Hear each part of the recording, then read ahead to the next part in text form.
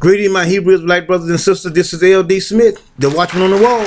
As always, grab the King James. I always tell you, we use the regular King James. We don't use the NIV or the Amplified because those Bibles have the language been changed in it. All right, we have a good one. Let us continue on because this is the Christians' Passover week, Easter.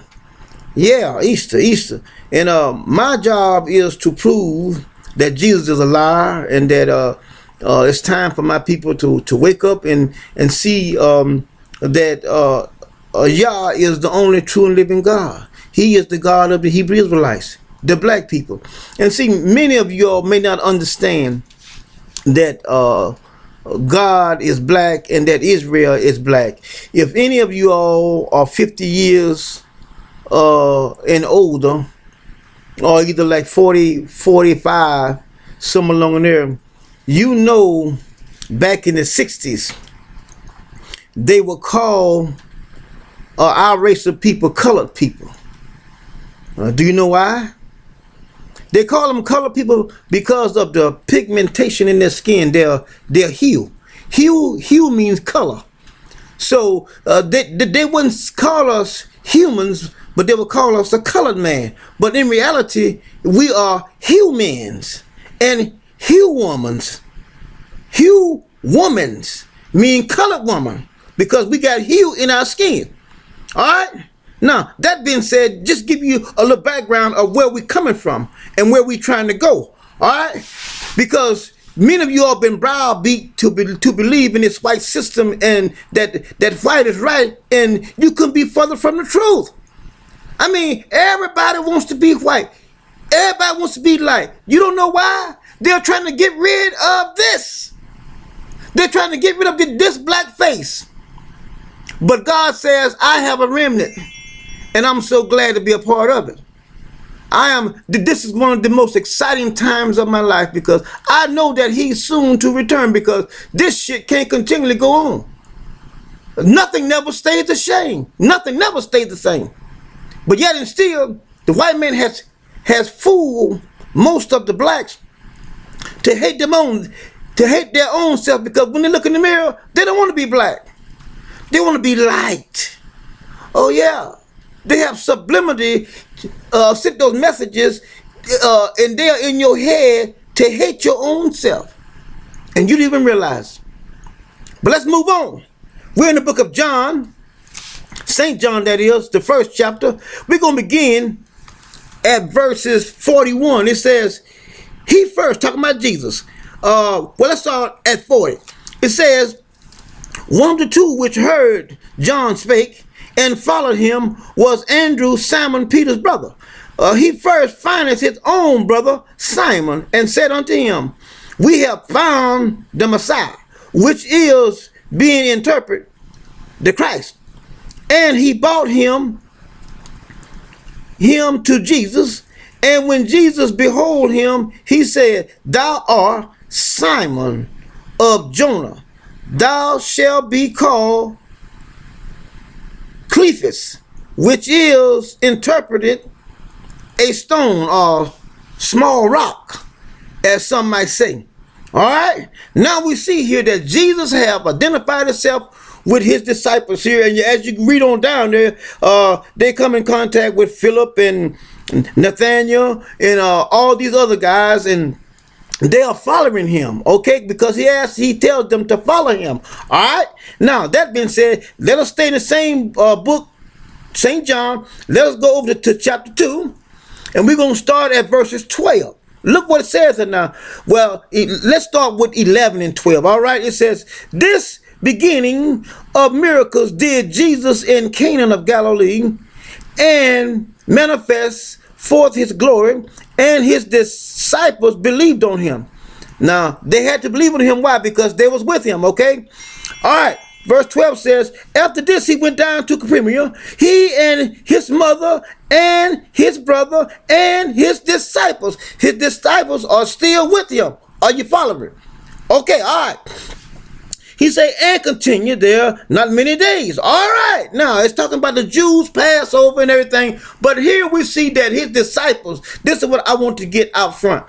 Him and his disciples, they are together. They are following him. All right. Now we're going to jump down to verse 19. All right. Let's see what it says. It says, Jesus answered and said unto them, destroy this temple, and in 3 days I will raise it up. Now remember, his disciples are there with him at all times.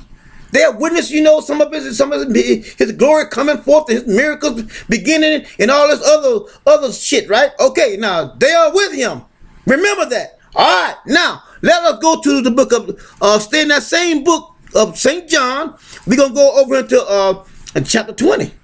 All right, and now let's look at chapter 20. Let's read verses 6, 7, 8, and 9. All right, read. It says, then cometh Simon Peter, following him, and went into the sepulchre. Now this is talking about when he had been raised from the dead or whatever, and Mary Magdalene, she went there early Sunday morning, and found that the stone would roll away and that he was gone. Then Peter comes, and other disciples. All right, here we see Peter. He said, then cometh Peter, following him, and went into the sepulchre. Now, key words. Now I want you to read this. Take your time with it and look at it. See, because it's nothing more than a fabrication, nothing but a lie. But I'm gonna prove you and show you. All right. He says here, and seeth the linen clothes lie. Now look what he says. He came in and he seen how the place looked, and the linen that was in there, that it was a lie. You don't say that the clothes lie, L-I-E. I learned that when I was in elementary school. I had a teacher, her name was Mrs. Fields. I know she's probably dead and gone now, but I went to a little small school called Collier Elementary, and her name was Mrs. Fields, and she taught me that many years ago. You don't say L-I-E when you're saying that something is lying there, because if you did, then let's read a little further and see what it says on down in the writing. Look what it says here. It says, in verse 7, it says, and the napkin that was about his head, not L-Y-I-N-G, with the linen clothes, but wrapped together in a place of his own. When he came in and he seen how the place was, he knew it wasn't but a lie. It's right here in the writing. I'm not making this up. You can see with your own eyes. You don't have to believe it, but it's there. I didn't write it. And many of you all that, see the videos, you take it personal, like, well, he's the one that's writing this, and he, no, I'm like the mailman. I'm just bringing the damn mail. Like when the mailman bring you a bill, you don't get mad with him. You get mad with the one that sent you the bill, the one that you owe the money to. You don't get mad with him, but you're taking it out personal. Like, well, I'm standing on my face. Well, stand on your face. I don't give a damn. I don't care. Read what the word says. You don't like it, tell him. I'm telling you about your God. Jesus ain't shit. Jesus is a faggot. He's a punk, and he's a molester. Jesus ain't shit. Now, I'm like Elijah. Talk about the God of the Hebrew Israelites like I'm talking about your God. I challenge you. Jesus ain't shit. You talk about the God of the Hebrew Israelites like I'm talking about your God. Elijah called them out. Yahweh killed every damn one of them. I don't give a damn about no Jesus preachers. I don't care nothing about any of that bullshit. I know who God is. I know the true and living God. His name is Yahweh. He is the creator. Now, we see here that Peter said that it was a lie. Not only that, look at verse 8. He said, then went in also the other disciples, which came first in the sepulchre, and he saw and believed. For as yet they knew not the scriptures, that he must rise again. How can that be? And they was with him when he told them over there in John 2 and 18 and 19 that if you destroy this temple, and in 3 days I will raise it up again. They was there with him. How can they be there with him and heard it, and then over here it says that they didn't know anything about it? How can that be? How can we be so damn stupid? How can we not see this? It's right here before our eyes. I'm not making this up. I'm only reading what he said. This right here was written long before I was even born. Israel, it's time to wake up. Shalom. You've been lied to, thinking Jesus came for you. Bled, died on a cross just to save you. And you've been made a fool, thinking you can speak it, confessing with your mouth Jesus Christ and believe it. Well now, you've been made a fool. What a fool, what a fool, what a fool. The Most High, He only rules in every nation, every heathen soon to see it. The Most High God is Israel's Redeemer, and only a fool would put another God before Him. First commandment, put no other God before me. Calling on Jesus Christ, Christ insanity. Believing on another God, pure insanity. You've been lied to, Jesus can't save you. You've been lied to, Jesus can't save you. You've been lied to, Jesus can't save you. You've been lied to, Jesus can't save you. You've been lied to, no one can save you. You've been lied to. This is the high priest, L.D. Smith, the one.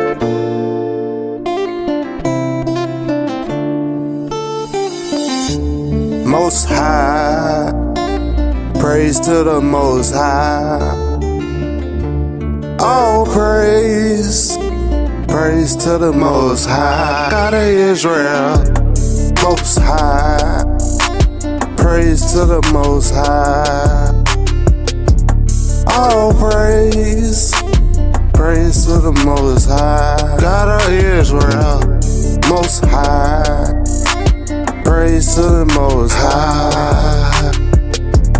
All praise, praise to the Most High. God of Israel, Most High, praise to the Most High.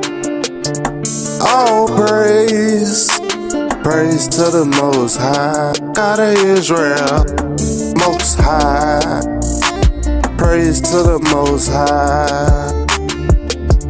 All praise, praise to the Most High. God of Israel, Most High, praise to the Most High. All praise, praise to the Most High. God of Israel, Most High, praise to the Most High. All praise, praise to the Most High. God of Israel, Most High, praise to the Most High. All praise, praise to the Most High. God of Israel, Most High, praise to the Most High. All praise, praise to the Most High. God of Israel.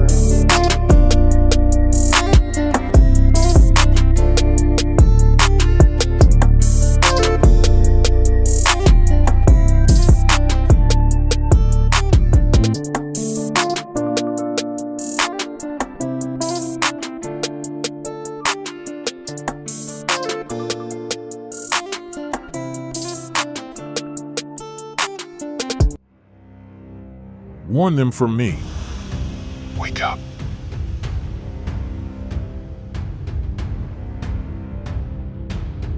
Warn them from me. Wake up.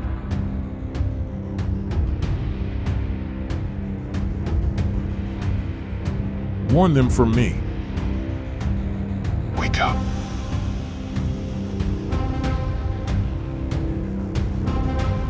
Warn them from me. Wake up.